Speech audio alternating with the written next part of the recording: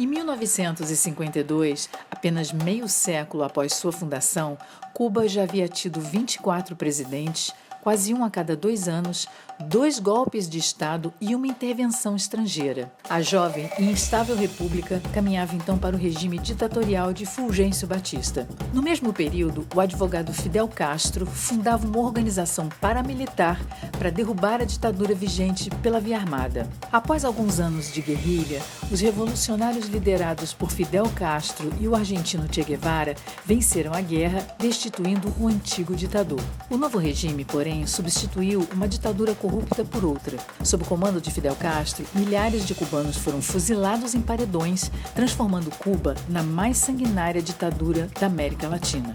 Nas décadas seguintes, Castro ameaçou, prendeu e exilou críticos, incluindo intelectuais, jornalistas e ex-aliados. A mídia estatal tornou-se porta-voz oficial do líder.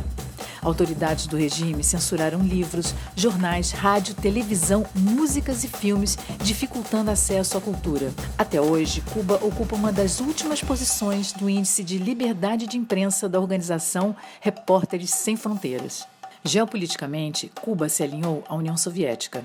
A aproximação entre os dois países, inclusive, quase levou o mundo a uma guerra nuclear durante a crise dos mísseis de 1962, quando a União Soviética tentou instalar mísseis balísticos nucleares na ilha. Como reação, o embargo por parte dos Estados Unidos a Cuba, que dura até hoje, foi imposto. Na economia, a agenda também foi de inspiração soviética. Empresas foram estatizadas, a livre iniciativa criminalizada e o Estado passou a coordenar a economia. O resultado foi a estagnação da produtividade e a ineficiência econômica.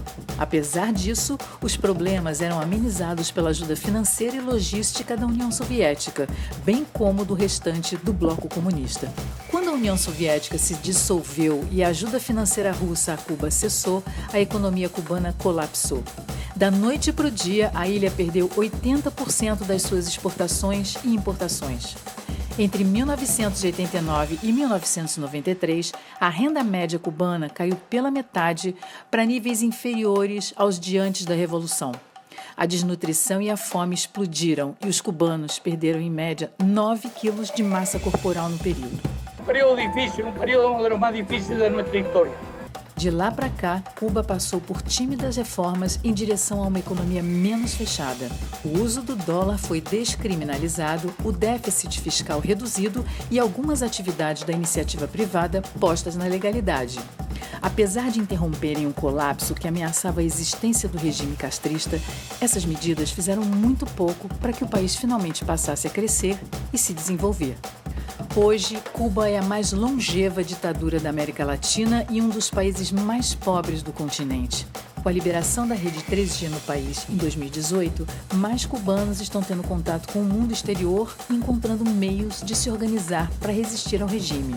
Nos últimos dias, milhares foram às ruas protestar contra a repressão política, a escassez de alimentos, vacinas, medicamentos e energia. O Novo se solidariza com os cubanos que vão às ruas pedir liberdade e democracia. Ditaduras são manchas na história da América Latina que deveriam ter ficado apenas como uma triste lembrança do passado.